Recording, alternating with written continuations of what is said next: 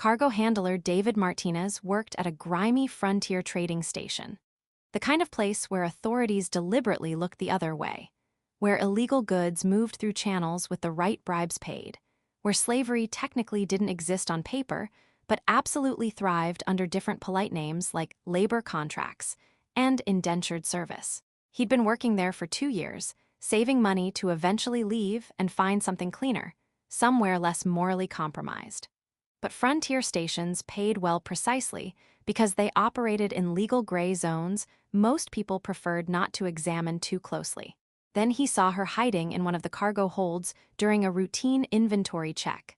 A young Thessaran woman, clearly injured, wearing the kind of restraints designed for contract laborers, which was the polite legal fiction covering actual slavery in frontier territories where Alliance law enforcement had minimal presence. She was attempting to hide behind shipping containers, terrified and desperate, clearly having recently escaped from whoever legally owned her contract. David knew the smart course of action: report her location to station security, collect the standard finder's fee, don't get involved in complicated station politics or legal gray areas.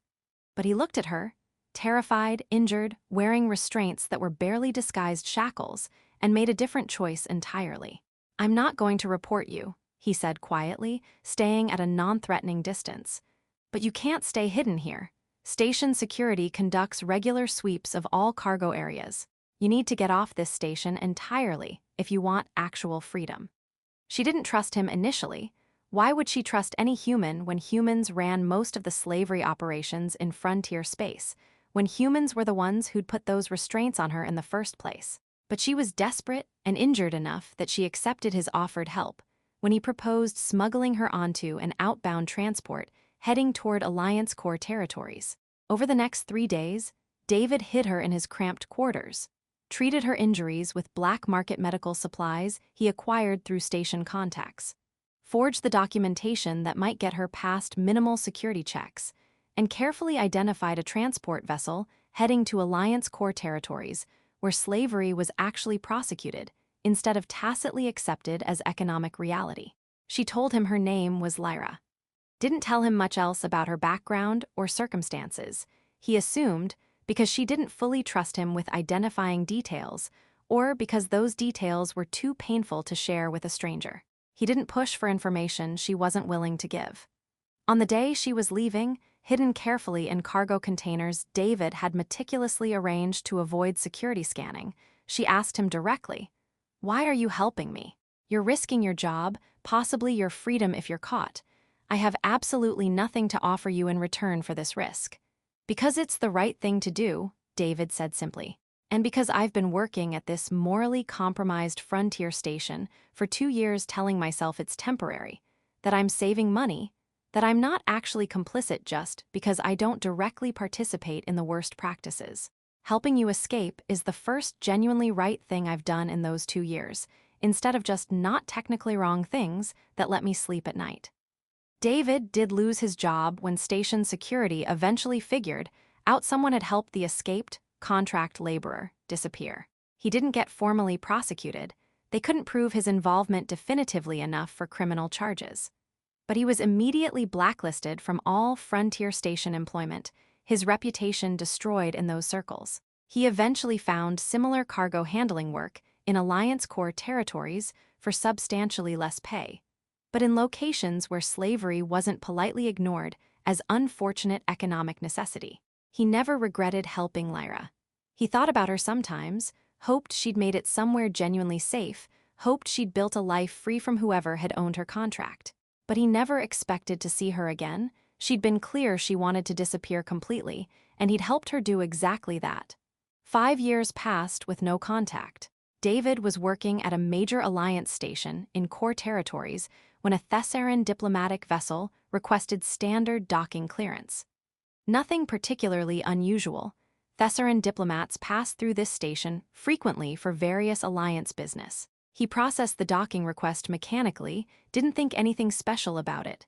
Then the vessel's primary passenger disembarked, and David's entire world stopped. It was Lyra. Except she wasn't dressed like an escaped slave or a desperate refugee trying to disappear. She was wearing formal noble attire worth more than David earned in a year, accompanied by a significant security detail, moving with the natural confidence of someone completely accustomed to authority and immediate deference. And she was walking directly toward him with obvious, deliberate purpose. "David Martinez?" she asked formally, though her expression clearly showed she knew exactly who he was. "I've been actively searching for you for 2 years. You're a remarkably difficult man to track down when you deliberately don't want to be found and have changed stations multiple times." "Lyra, what? What are you doing here? And why do you have a royal security detail?" "My actual name is Kaelrissa. I am, now, Queen of the Thessaran Confederation. 5 years ago, I was kidnapped by slavers, held for ransom that was never paid because my family had been led to believe I was dead. When the ransom didn't materialize as expected, I was sold to labor contractors to recoup their investment before I could be permanently disappeared into frontier labor systems where no one would ever find me. You helped me escape before that could happen. I've been searching for you persistently since I regained my position to properly thank you for saving my life." David could barely process what he was hearing. The terrified, injured woman he'd helped escape 5 years ago had been royalty the entire time. "I didn't know any of that. You didn't tell me." "I didn't tell you because I genuinely didn't know if I could trust you with that information when we first met. And honestly, at that specific point in time, I wasn't sure I would ever successfully reclaim my position. My entire family believed I was dead. I had no proof of identity that would be recognized. I was just desperately trying to survive and reach somewhere I could contact people who might recognize me and help me prove who I actually was." Kaelrissa explained what had happened after David helped her escape. She'd made it successfully to Alliance core territories using the carefully forged documents he'd created. Spent several difficult months working menial jobs while attempting to contact people who could verify her actual identity. Finally reached someone from her family's diplomatic corps who recognized her despite her changed appearance and initiated the extremely complex process of proving she was the supposedly dead princess. Reclaimed her legitimate position after more than a year of intricate political and legal battles to prove her identity conclusively. Became queen 2 years ago when her mother died unexpectedly, and she was next in the succession line. Had spent the past 2 years trying persistently to track down the frontier cargo handler who'd saved her life, working with only a first name and vague memories of which station she'd escaped from. "Why search for me so persistently? You made it back successfully. You're queen now. I'm just a cargo handler who did one decent thing. You risked everything, your job, your freedom, possibly even your life, to help someone you believed was just an escaped slave with absolutely nothing to offer you in return. You did it because it was the right thing to do, even though it cost you significantly. That's not just one decent thing, that's fundamental character that deserves recognition and gratitude." "I don't need recognition or gratitude. I'm genuinely glad you're safe and you reclaimed your life. That knowledge is enough for me. Perhaps that's sufficient for you. It's not sufficient for me. In Thessaran culture, life debt is considered sacred obligation. You saved me from permanent slavery or death. I owe you a debt that cannot be simply dismissed just because you don't personally want recognition. I don't want repayment. The entire point of helping you was that it was the right thing to do regardless of personal benefit, not that I'd eventually get something out of it." Kaelrissa's expression showed both visible frustration and something that looked like deep respect. "I'm not offering repayment as simple transaction or business exchange. I'm offering genuine gratitude and friendship from someone whose entire life you fundamentally changed through your courage. Will you at least accept that?" David reluctantly accepted Kaelrissa's offer to at least maintain some contact going forward. What he initially expected to be occasional formal messages expressing continued gratitude became genuine friendship, as they discovered they actually enjoyed talking to each other well beyond the dramatic circumstances of how they'd originally met. Kaelrissa offered him several positions within Thessaran diplomatic service, roles that would effectively use his existing skills, but in completely legitimate, legal contexts far removed from frontier stations' moral gray zones. He initially refused repeatedly, deeply uncomfortable with what felt like charity or obligation-based employment rather than genuine merit. But she remained persistent. I'm not offering you these positions purely out of obligation or gratitude. I'm offering them because you have specific skills I genuinely need and character I've learned to trust completely.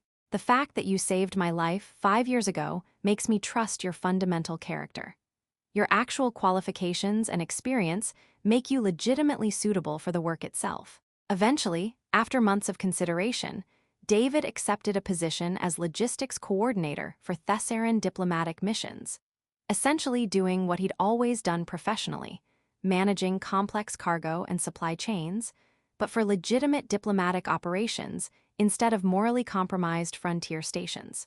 The work was genuinely challenging, paid substantially well, and didn't require him to deliberately ignore slavery happening in plain sight around him. Over months of working together in professional capacity, their relationship gradually deepened well beyond gratitude or purely professional collaboration. She told him more about the extremely difficult year she'd spent trying to reclaim her identity, the complex political battles required to prove she was alive and legitimate, the ongoing challenges of serving as queen when most people had believed you were dead for years. He told her about his 2 years at that frontier station, the various moral compromises he'd made to keep his job, how helping her had been simultaneously the easiest and hardest choice he'd made, because it finally forced him to actually act on his stated principles instead of just holding them passively while doing nothing. 2 years after her unexpected return to his life, Kael'rissa made another unexpected proposal. I searched for you persistently for 2 years after becoming queen, not just to repay some cultural debt or offer formal gratitude. Because in those 3 days you helped me escape, you showed me what genuine integrity actually looks like in practice. You've since become one of my most trusted advisors and my closest personal friend. I'm asking if you'd consider becoming more than that to me. You're a queen ruling an interstellar confederation. I'm a cargo handler who happened to do the right thing once.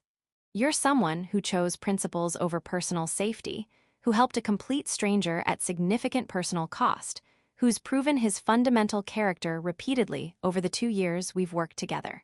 Your background circumstances don't change that reality. I'm not asking you to be king. Thessaran succession doesn't work that way constitutionally. I'm asking if you'd be my life partner, my bonded companion, the person I trust most completely in the entire galaxy. David took substantial time to consider carefully. Not because he didn't care deeply about her. He'd been gradually falling for her over 2 years without fully acknowledging those developing feelings. But because accepting meant entering a world of political complexity, constant public scrutiny, and responsibilities he'd never sought or prepared for. Eventually, he said yes, not because she was a queen with power and resources, but because she was Kael'rissa, the person who'd become the single most important person in his life over 2 years of genuine friendship, mutual respect, and gradually deepening trust and affection.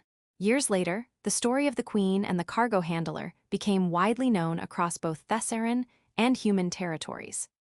Not as simplified romance or fairy tale, but as genuine account of how one act of principled courage created ripples that fundamentally changed 2 lives. When people asked David why he had helped an enslaved woman escape, knowing it would certainly cost him his job and possibly his freedom, he remained characteristically direct. I'd spent 2 years working at a frontier station, telling myself I wasn't actually complicit in the slavery happening constantly around me because I didn't directly participate in it myself.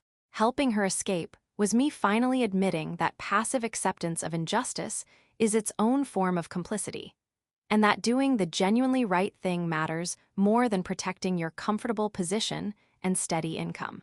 I didn't know she was royalty. I knew she was a person who desperately needed help, and I had the capability to provide it. That was sufficient reason. And Kael'rissa's perspective on why she had searched for him persistently for 2 years after becoming queen. He risked absolutely everything for someone he believed was just an escaped slave with nothing whatsoever to offer him in return. He did it because it was right, not because he expected any reward or recognition. That kind of genuine integrity is extraordinarily rare. When I became queen, I finally had the resources to find him and properly express my gratitude. But what began as gratitude and cultural obligation transformed into genuine friendship, and that friendship eventually became love. I didn't fall for him because he saved my life. I fell for him because 2 years of working closely together showed me exactly who he is as a person. Someone whose actions consistently match his stated principles, who will choose doing right over doing easy, who sees people as people regardless of their social status or what they can offer him. I helped an enslaved alien woman escape. Later she returned, revealed as a queen, became their story. Not about reward or repayment, but about how one moment of genuine courage creates connections and consequences neither person could have predicted, and how sometimes the most important relationships begin with one person simply choosing to do what's right regardless of personal cost. David had helped because it was right. Clarissa had searched for him because gratitude and cultural obligation demanded it. And through that searching and the friendship that developed afterward, they'd both found something neither had been looking for but both desperately needed.